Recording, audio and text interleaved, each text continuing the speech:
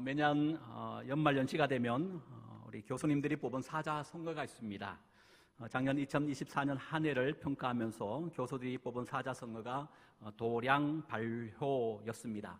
의미의 뜻을 보니까 권력이나 세력을 제멋대로 부리며 함부로 날뛰는 행동이 만연하다라고 하는 의미의 뜻이었습니다.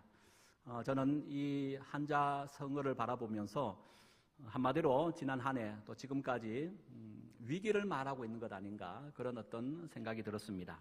잘 아는 것처럼 대통령의 계엄 선포 이후 해가 바뀌었음에도 불구하고 지금까지 한국 전반에 걸쳐서 굉장한 위기의 시대에 우리는 살고 있는 것 아닌가.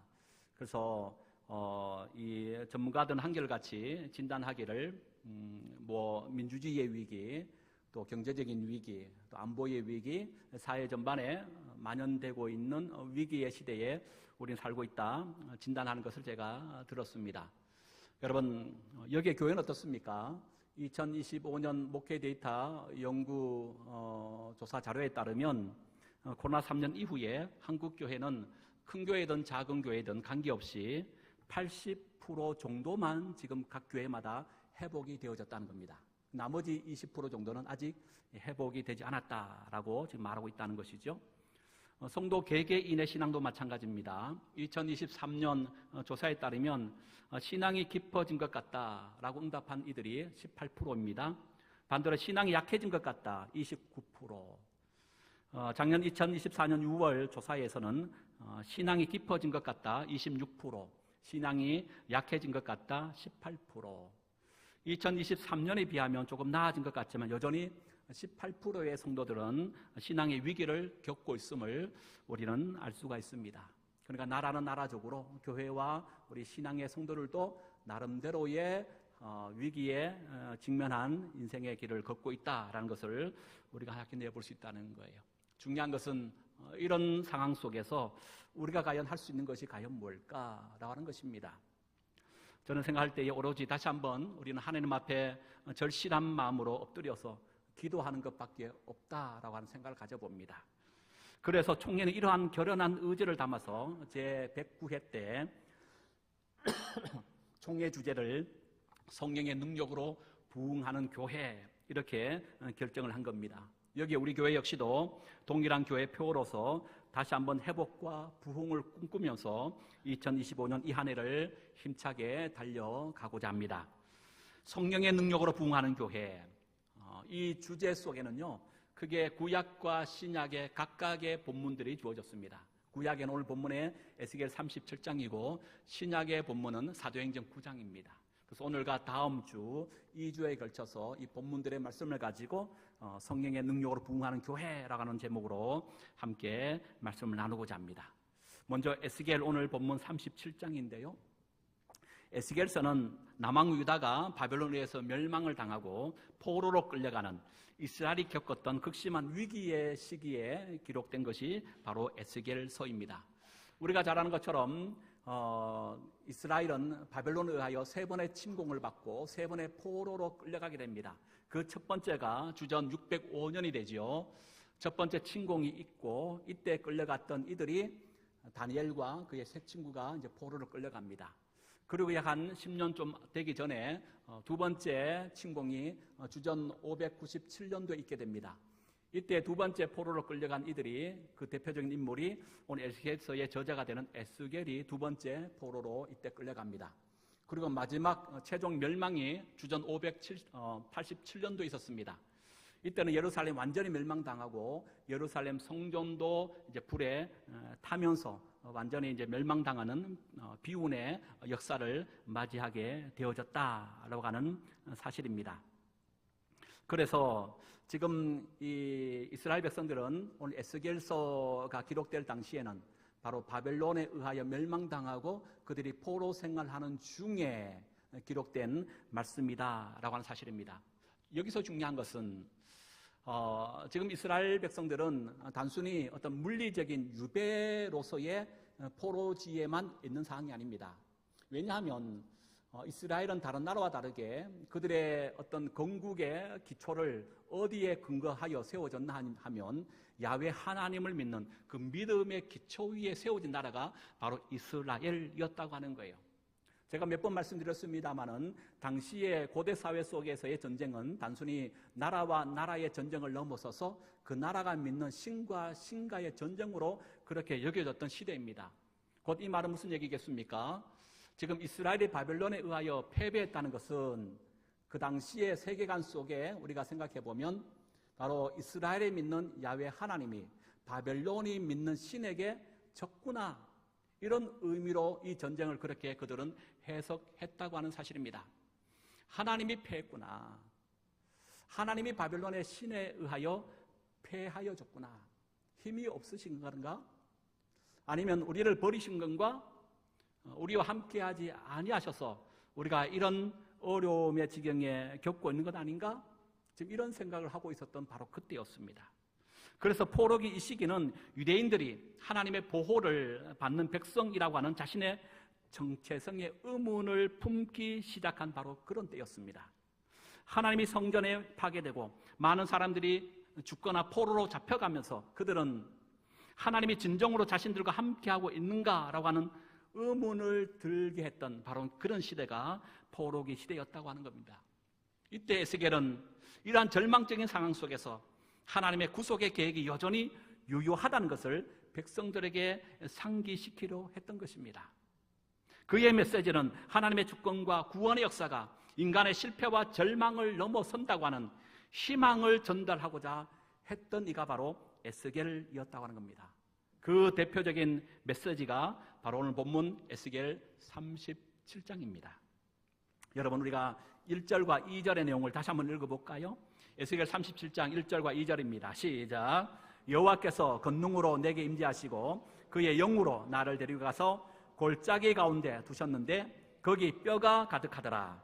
나를 그 뼈 사방으로 지나가게 하시기로 본즉 그 골짜기 지면에 뼈가 심이 많아 아주 말랐더라. 여기 보니까 아주 말랐다라고 하는 단어가 있습니다. 이 의미는 죽음의 상태가 이미 오래되어졌다는 거예요. 생명의 소생 기미가 전혀 없는 절망적인 죽음의 상태에 처해 있음을 말하고 있는 겁니다. 그래서 11절 하반절에 보면 이렇게 되어 있습니다. 우리의 뼈들이 말랐고 우리의 소망이 없어졌으나 우리는 다 멸절되었다 하느니라. 여기 멸절되어졌다라는 히브리 단어가 가자르, 베어버리다라는 뜻이었어요. 하나님의 관계가 완전히 베어졌다, 끊어졌다 라고 하는 의미였습니다. 결국 뭘 얘기합니까? 여러분, 이 뼈가 무엇을 상징한다라고 말하고 있죠? 11절에 보면 이 뼈들은 이스라엘 온 족속이라. 여러분, 지금 바벨론으로 포로로 끌려가 가운데 포로기에 있는 이스라엘 백성들, 그들을 지금 빗대어서 마른 뼈로서 지금 말하고 있는 겁니다. 그들이 지금 어떤 상황 속에 있다는 겁니까? 살아있지만 살아있지 않는, 마치 송장이 되어져서 매일매일 좌절과 절망 가운데 죽지 못해 살아가고 있는, 마치 이처럼 마른 뼈와 같은 인생의 길을 걷고 있는 이스라엘 백성들을 빗대어서 지금 이 비유로 말씀하고 있다는 거예요. 그런데 이런 절망적인 상황 속에서 이스라엘 백성들에게 하나님께서 에스겔을 통하여 크게 세 가지를 예언을 선포하십니다. 첫 번째, 한번 따라할까요? 살아나리라. 살아나리라. 여러분, 먼저 5절 하반절을 보면요, 너희가 살아나리라. 6절도 보니까요, 너희 위에 힘줄을 두고 살을 입히고 가죽을 덮고 너희 속에 생기를 넣으리니 너희가 뭐한다? 살아난다라고 말씀하고 있죠. 그리고 9절 하반절도 보니까요, 이 죽음을 당한 자에게 불어서 살아나게 하라 하셨다 하라, 또 살아난다는 말이 있습니다. 10절 하반절도 보니까요, 살아나서 일어나 서는데 극히 큰 군대더라 라고 말하고 있습니다. 그리고 마지막 14절 중반에 보면요, 너희가 살아나게 하고 라고 하는 말이 있어요. 여러분, 이 짧은 구절 속에 살아나리라고 하는 단어가 무려 5번 반복되고 있습니다. 무슨 얘기입니까? 지금 이들은 어떤 상황 속에 있다고요? 마른 뼈, 죽음의 상태가 오래되어져 소생의 기미가 전혀 없는 절대절명의 위기 상황 속에 있는 그들. 그런데 하나님 에스겔을 통하여 지금 뭘 선포하고 계신다고요? 너희들은 반드시 뭐하게 한다? 살아나리라. 할렐루야. 하나님의 강력한 의지를 에스겔을 통하여 그들에게 지금 선포하고 있는 겁니다. 두 번째, 하나님 에스겔을 통하여 이렇게 예언을 선포합니다. 이것도 한번 따라할까요? 기한하게 되리라. 말씀을 보니까요, 12절 보세요. 12절 이건 한번 읽어봅니다. 시작. 그러므로 너는 대언하여 그들에게 이르기를 주 여호와께서 이같이 말씀하시기를 내 백성아 내가 너희 무덤을 열고 너희로 거기에서 나오게 하고 이스라엘 땅으로 들어가게 하리라. 여기 너희 무덤은 지금 뭘 얘기합니까? 바벨론으로 포로로 끌려가 있는 이스라엘의 비참한 상황을 무덤이란 단어로 표현하고 있습니다. 그리고 거기에서 나오게 한다는 거기가 뭘 얘기합니까? 지금 바벨론지를 말하고 있는 거죠. 거기에서 나오게 하여 이스라엘 땅으로 들어가게 하겠다. 다시금 해방의 기쁨으로 귀환하도록 하시겠다라고 하는 약속의 말씀입니다. 이것은 14절에 보면 더욱 노골적으로 하나님은 에스겔을 통하여 그들이 이렇게 말합니다. 14절 중반절, 내가 또 너희를 너희 고국 땅에 두겠다라고 말하고 있어요. 두 번째 예언이 뭐라고요? 내가 너희들 반드시 귀환하게 하겠다는 거예요.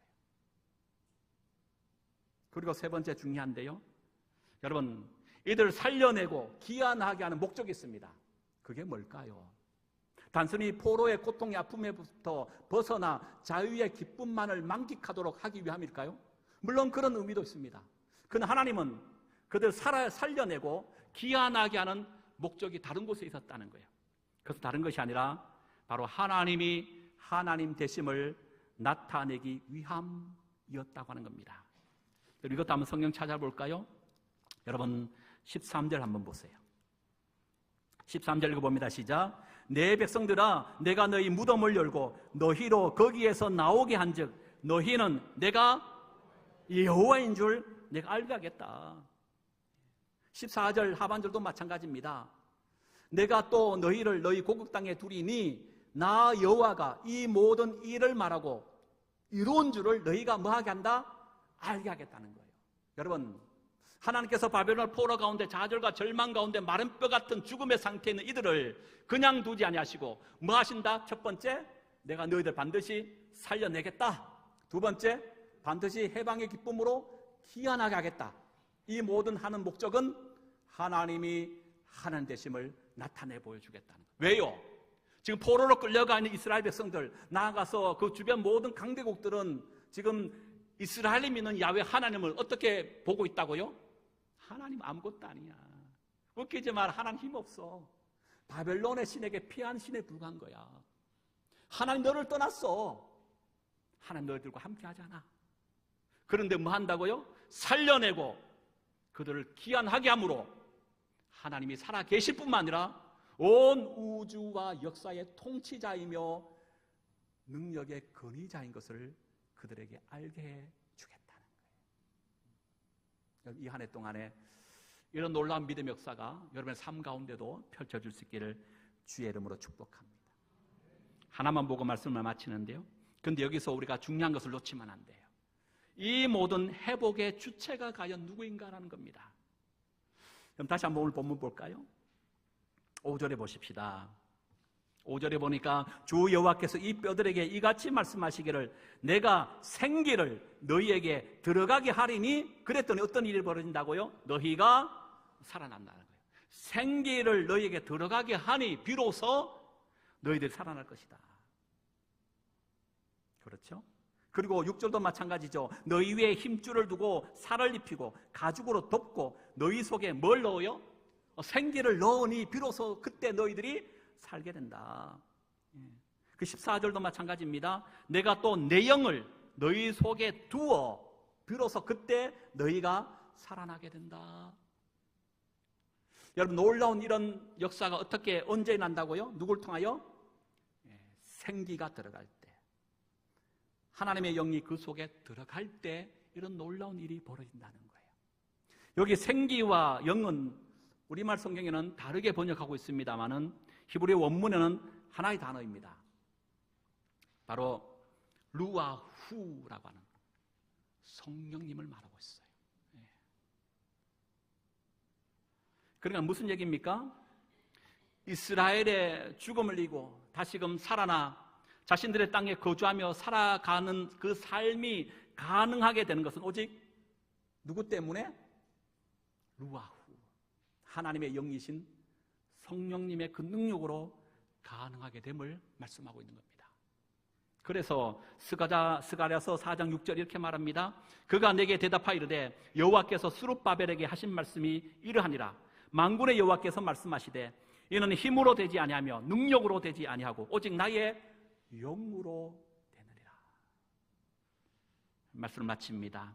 여러분, 교회의 생명과 부흥은 우리 인간에게 달린 것이 아니고 철저하게 하나님께 달려있는 줄로 믿습니다.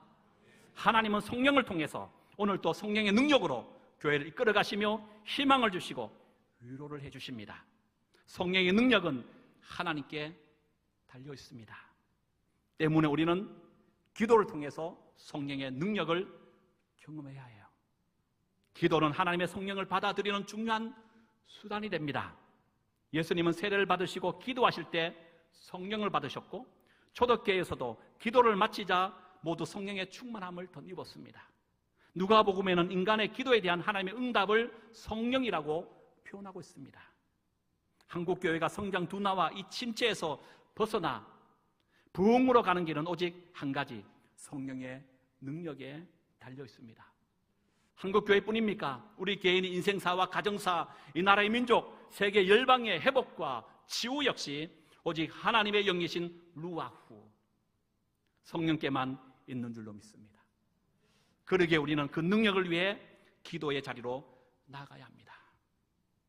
기도의 자리로 나아갈 때 여러분, 우리는 우리 스스로의 의로움을 내려놓는 시간이 될 것입니다.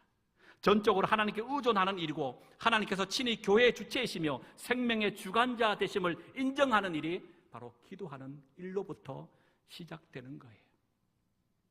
우리가 성령의 능력을 강구하는 기도의 자리로 나아갈 때 한국 교회가 하나님 주시는 평안이 넘치는 교회로, 주님을 경외하는 역사가 일어나며 성령의 위로를 통해서 교회가 살아나고 나라가 살고 마른 뼈 같은 우리 인생에도 힘줄이 생기고 살이 오르고 가죽이 덮이며 살아나는 회복과 부흥이 일어나는 멋진 한 해가 될 줄로 믿습니다. 그런 의미에서 내일부터 시작되어지는 신년 특별 새벽 기도회, 여러분 성령의 능력을 경험하는 시간입니다. 하나님 우리에게 주신 축복의 시간인 줄로 믿습니다. 여러분 많이 참석하셔서 기도의 사람 또 기도의 간증자가 될 수 있기를 주의 이름으로 축복합니다.